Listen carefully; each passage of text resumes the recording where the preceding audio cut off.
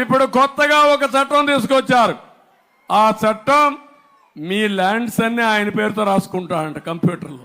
మళ్ళా మీకు ఒకవేళ కానీ మీకు తెలియకపోయింది, మీరు కానీ 90 రోజుల్లో గుర్తుపట్టలేకపోతే రికార్డు మార్చేసుంటే ఇంకా మీ మెడ మీద కత్తే, ఆ భూమి మీకు లేదు. ఎవడు పేరు మార్చుకుంటే వాడిదే భూమి అంట. అక్కడి నుంచి నువ్వు కోర్టుకు కూడా పోవడానికి వీలు లేదు.